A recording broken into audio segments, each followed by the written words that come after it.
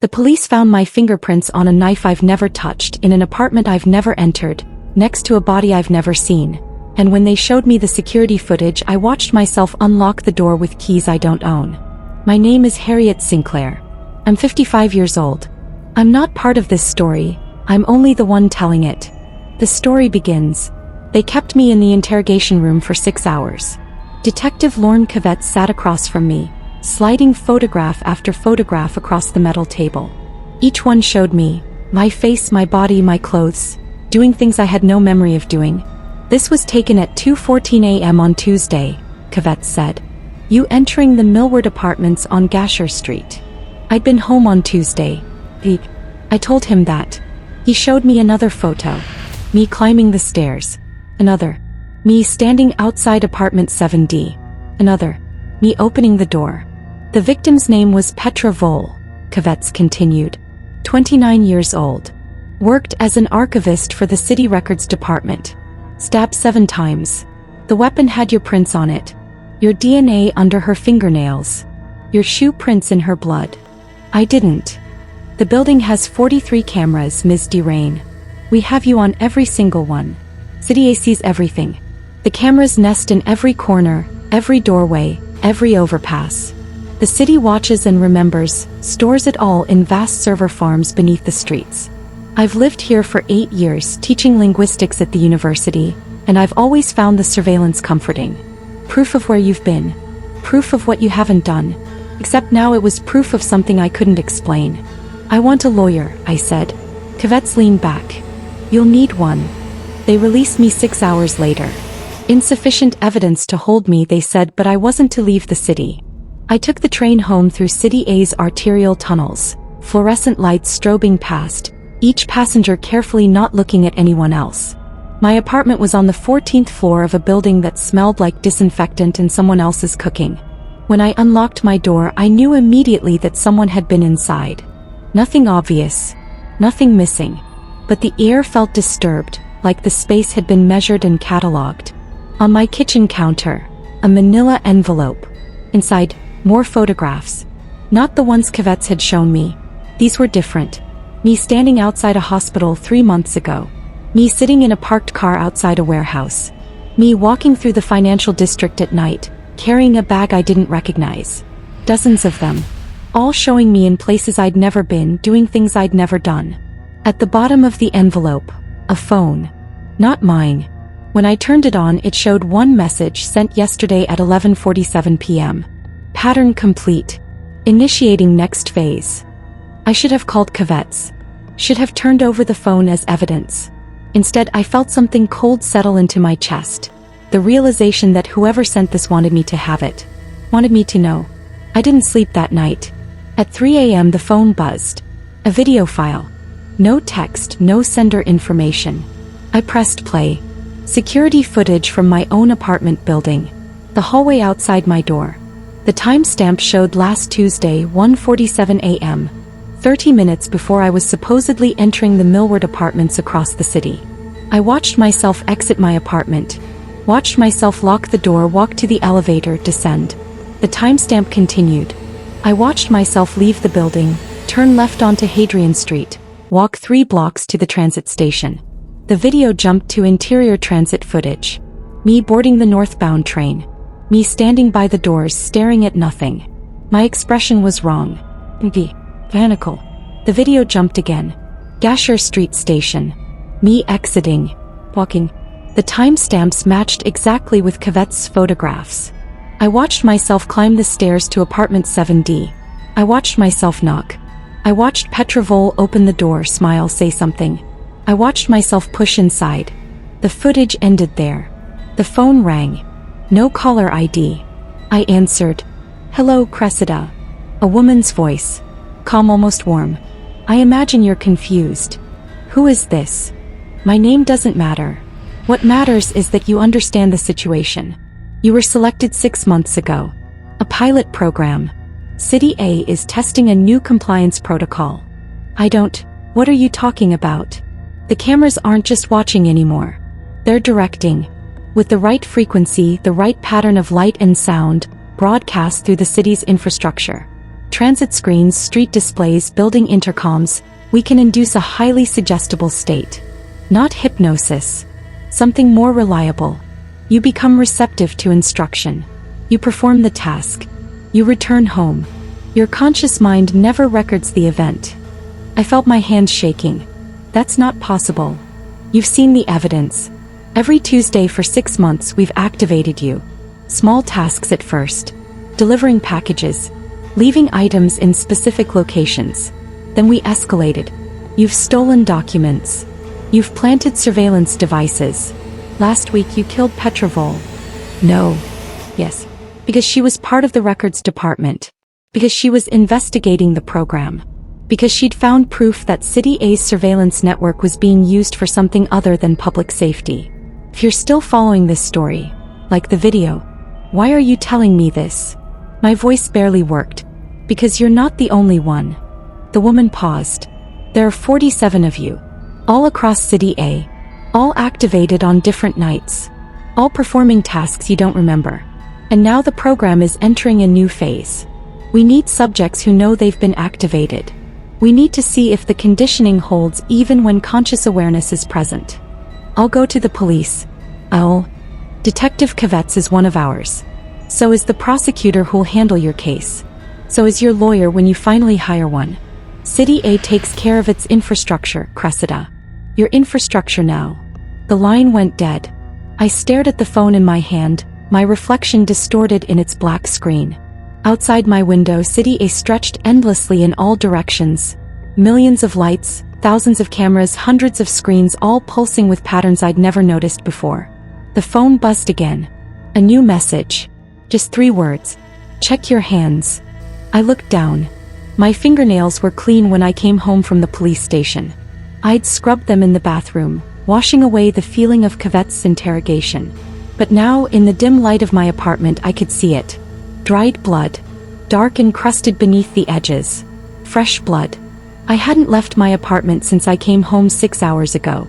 I ran to the bathroom, turned on every light, held my hands under the fluorescent glare. The blood was real. I scrubbed until my skin turned raw, until the water ran clear, until I couldn't tell if the pink in the sink was blood or broken capillaries. My hands were shaking so badly I could barely turn off the tap. When I looked up at the mirror, I saw it. On the glass, written in condensation as if someone had breathed on it moments ago. You've already forgotten. I grabbed my coat and left. I didn't care that it was 4 a.m. I didn't care that Kvetz told me not to leave the city.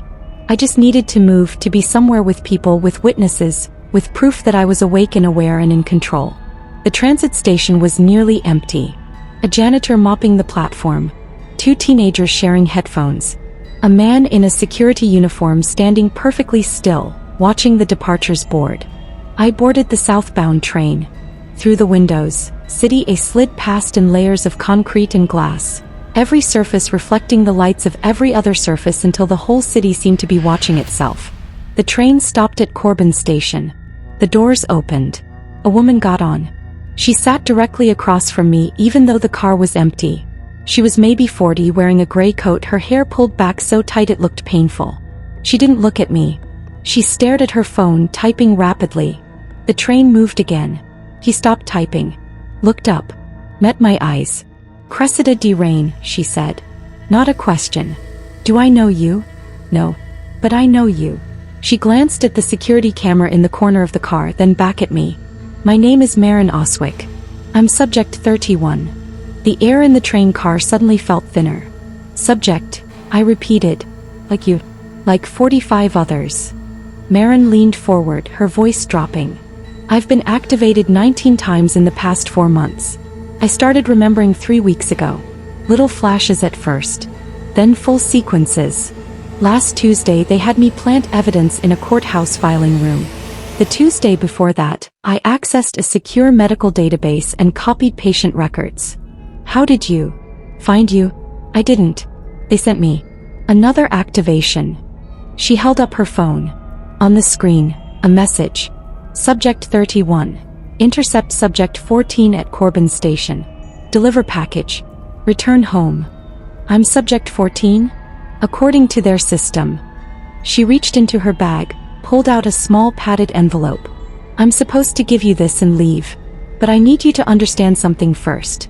The fact that I'm aware I'm being activated doesn't stop it from working. I knew I was supposed to come here. I tried to stay home, locked my door, unplugged my phone. But at 3:47 a.m. I found myself getting dressed, walking to the station, boarding this train. My body was following instructions my conscious mind never agreed to. She placed the envelope in my lap. They're testing how deep the conditioning goes. Whether knowing changes anything. So far it doesn't. The train slowed. Corbin Station's southbound platform. The doors opened. Marin stood. Don't open that package in public. And Cressida, she paused in the doorway. Check your sent messages. Your real phone. Look at what you've been texting while you thought you were asleep. The doors closed. The train moved. I watched Marin standing on the platform perfectly still as we pulled away into the tunnel. I got off at the next station. Found a concrete stairwell that smelled like urine and rain. Sat on the steps and opened the envelope. Inside, a key card. White plastic, no markings. And a folded piece of paper with an address. Gasher Street, Millward Apartments, Unit 7D. Petra Vol's apartment. The crime scene. Written below the address in red ink. You need to see what you did. This tension has you trapped. Subscribe. I pulled out my real phone. Opened my messages. The sent folder showed conversations I didn't remember having. Dozens of them. All sent between 2 o'clock and 4 a.m. on Tuesday nights. Messages to numbers not in my contacts. Short, precise. Package delivered. Documents retrieved. Device installed as instructed. And then last Tuesday at 3:47 a.m., a message that made my stomach drop. Target eliminated. Cleaning in progress. Sent from my phone. From my hand. While I was supposedly asleep in my apartment. I took the train to Gasher Street. The Millward Apartments were cordoned off with police tape. But it was old tape, sagging and torn like the investigation had already moved on. The building's front entrance was locked, but the key card opened it. The lobby was silent. The elevator still worked. I pressed 7. The hallway on the 7th floor was empty. More police tape across the door of Unit 7D. But when I swiped the key card, the lock clicked open. The apartment beyond was dark. I found the light switch. The living room looked normal. Clean even. No blood. No evidence of violence. The furniture was arranged neatly. Books on the shelves. A laptop on the desk closed. I moved deeper into the apartment. The kitchen spotless. The bathroom, nothing unusual. The bedroom door was closed. I opened it. Internal hook. The bedroom wasn't empty. Petra Vol was sitting on the bed. Alive. She looked up at me, smiled slightly. Hello, Cressida. I was wondering when you'd arrive. I couldn't breathe. Couldn't move. They said you were dead? Yes. That's what they told you. That's what they told Detective Kvetz. That's what the reports say. She stood, moved toward me. I backed into the hallway. But you can't kill someone who was never real to begin with. What are you talking about? My name isn't Petra Vol. I'm not an archivist. I'm part of the program. I'm Subject 0, the prototype. The one they tested the conditioning on before they rolled it out to the rest of you. She gestured back toward the bedroom. This apartment, the crime scene, the evidence, all staged. They needed you to believe you'd killed someone. Needed to see if the guilt, the fear, the trauma would break the conditioning or strengthen it. That's insane. You saw the video. You saw yourself enter this building, climb these stairs, open this door. That part was real. You were activated to come here to perform a task. But the task wasn't murder. The task was to plant evidence of a murder that never happened. My legs felt weak. Why? Because the program isn't about compliance anymore. It's about guilt. About making subjects believe they've committed crimes they can't remember. Once you believe you're guilty, you become controllable in ways that simple activation can't achieve. You'll do anything to protect yourself. Anything to hide what you think you've done. He pulled out a phone, showed me a video. Security footage from this apartment Tuesday night. I watched myself enter, not with a knife but with cleaning supplies.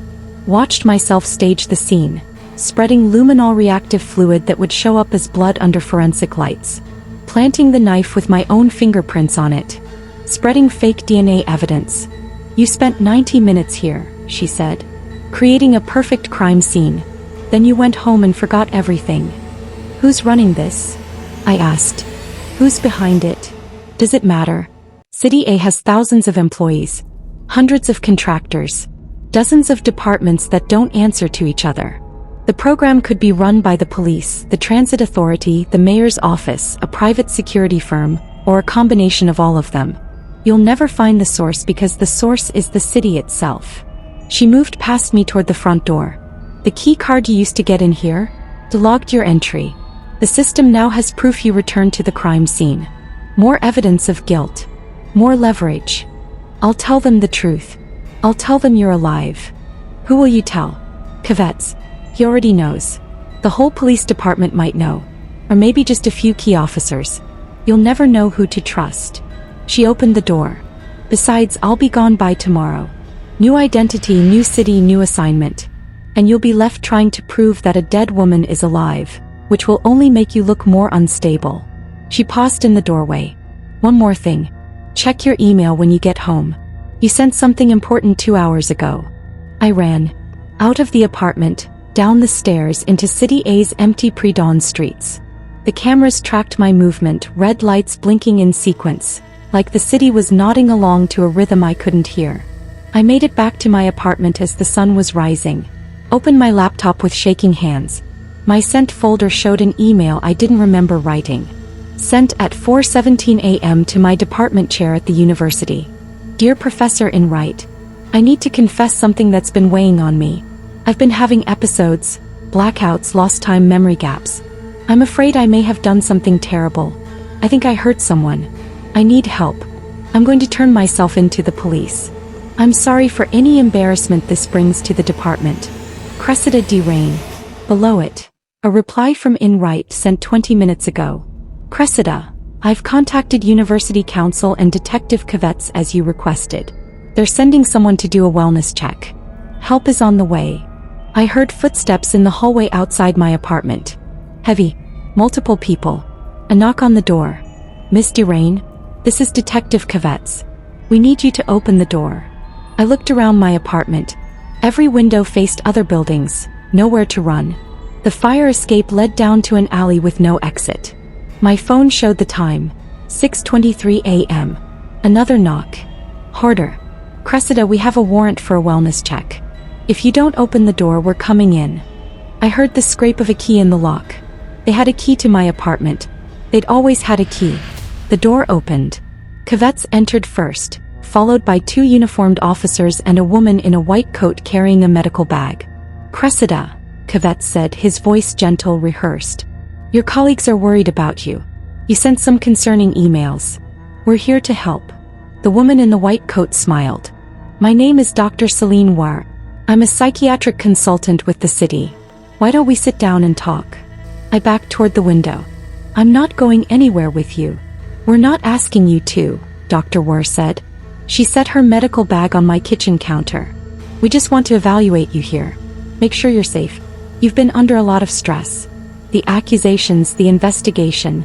It's completely understandable that you'd be struggling. Kvetz moved to block the door to my bedroom. The 2 officers positioned themselves by the front door. This will just take a few minutes, Dr. War continued. She opened her bag, pulled out a tablet. I'm going to ask you some questions. And then, depending on your answers, we may recommend you come with us voluntarily for a more thorough evaluation. For your own safety. What if I refuse? She smiled again. Pitying. Professional. Then we'll need to consider an involuntary psychiatric hold. But I don't think it will come to that. You seem lucid.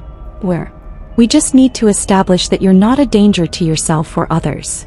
She tapped the tablet screen. It lit up. The pattern of colors that flashed across it was almost familiar.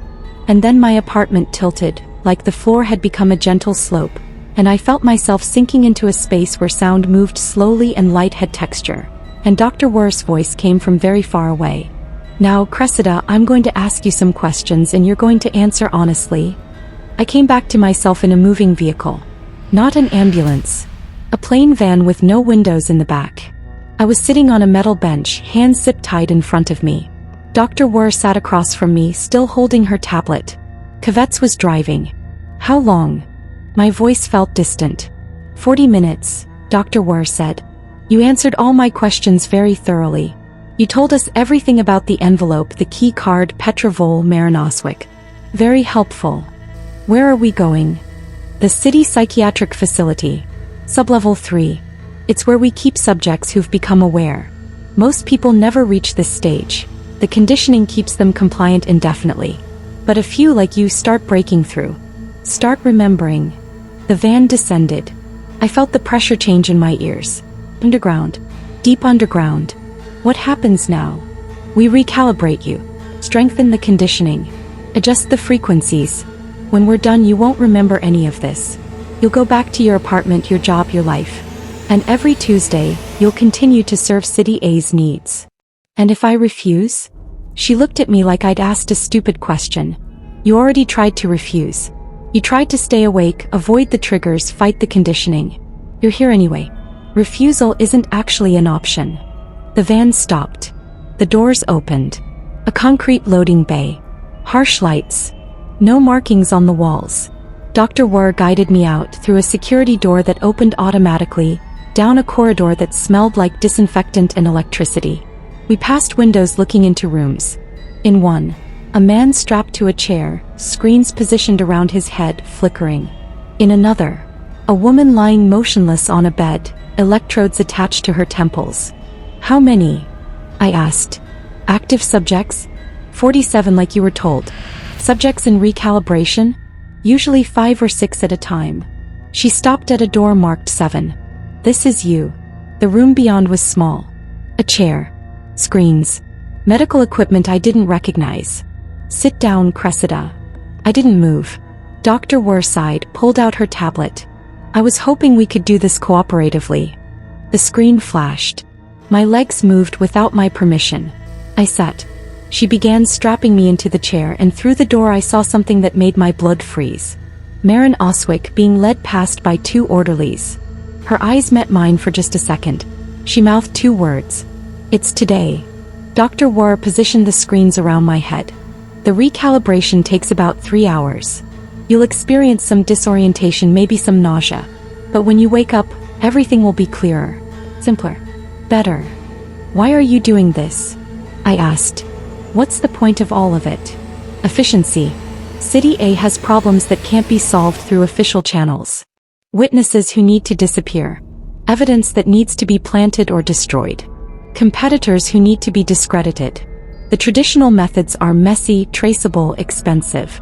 But 47 sleeper agents embedded in the population, activated on command, leaving no conscious memory of their actions? That's elegant. That's sustainable. She turned on the screens. The patterns began. But this time I was ready. I'd been paying attention in the van, watching how Dr. Wer triggered the suggestible state. She always showed the pattern for exactly 7 seconds before giving commands. If I could disrupt those 7 seconds, I bit down on my tongue. Hard. The pain was sharp, immediate, cutting through the soft hypnotic pull of the lights. The pattern continued, but I stayed present. Where? Dr. Wer didn't notice. She was watching her tablet, monitoring my vital signs, waiting for the compliance markers to appear. Cressida, she said after a moment. In a moment you're going to forget everything about the program. You're going to forget Petrovol Marin Oswick, this facility. When you wake up, you'll remember only that you've been cleared of all charges and are free to return home. Do you understand? Yes, I said, lying. She smiled, turned off the screens, began unstrapping me. Perfect. The van will take you back. Get some rest. Your next activation is scheduled for Tuesday. She turned her back to make notes on her tablet. I grabbed the nearest medical instrument, a metal probe, and drove it into the tablet screen. Sparks. The screen went dark. Dr. Wer spun around. What are you? I ran. Out of the room, down the corridor. Alarms began blaring. Red lights pulsed. I passed the observation windows, saw the subjects in their chairs, screens still flickering around them, oblivious to the chaos. I found Marin in room 4. She was strapped in, screens active, but her eyes were open. Where?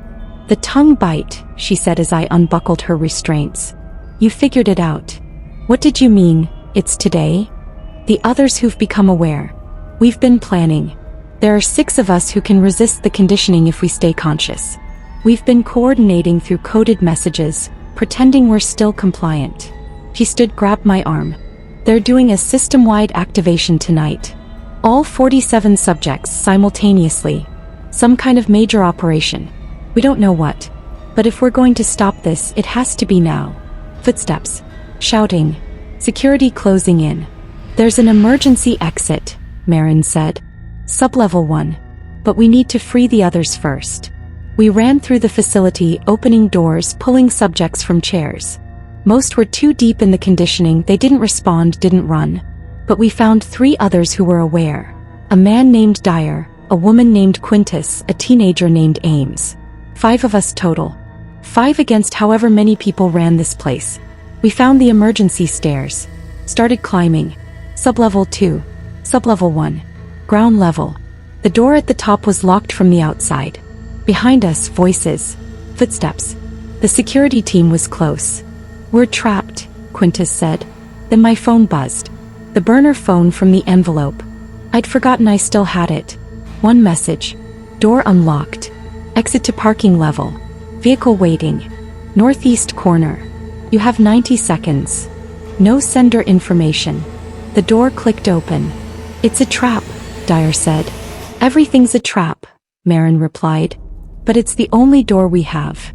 We ran into the parking garage. Fluorescent lights. Oil stains. Concrete pillars casting long shadows. Northeast corner. A white van. Engine running. Back doors open. We reached it. Looked inside. The driver's seat was empty. On the dashboard, a tablet screen active showing a map of City A with 47 red dots moving through the streets in synchronized patterns. And a note. You have 3 hours before the activation. The system control hub is at Meridian Tower, sublevel 5. You'll need all 6 aware subjects to access it. You're missing 1. 6. I counted. There's only 5 of us. The tablet screen changed. Showed a live video feed. A room I recognized. My apartment. Someone was sitting on my couch. The camera angle shifted and I saw her face. It was me. That's impossible, I whispered. I'm right here. Marin leaned closer to the screen. When were you last activated? What was the last thing you remember before waking up in the van? I tried to think back. My apartment. Dr. War's tablet flashing. Then nothing. Then the van. 40 minutes, I said. She said I was under for 40 minutes. Long enough, Marin said quietly. Long enough to activate you, give you instructions and split your consciousness. Make you think you woke up when really you're still performing tasks. On the screen, the other me stood up, walked to my kitchen counter, picked up a phone. Started typing. Get in the van, Dyer said. We don't have time for this. We climbed in.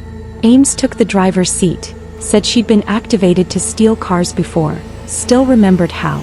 The van pulled out of the garage, merged into City A's pre-dawn traffic. The tablet kept showing my apartment. The other me was packing a bag now. Moving with purpose. Where is she going? Quintus asked. The screen split. Another feed appeared. Meridian Tower. The main entrance. The timestamp showed 7:42 a.m., 18 minutes from now. She's going to the control hub, Marin said. They're sending her to secure it before we can reach it. Share this story, someone else needs to hear it. Ames drove fast, running red lights, cutting through alleys. City A blurred past. Cameras tracking us, screens flickering with patterns we were learning to ignore. We reached Meridian Tower at 7:39 a.m. The lobby was empty. The elevator descended without us pressing a button. It knew where we needed to go. Sublevel 5.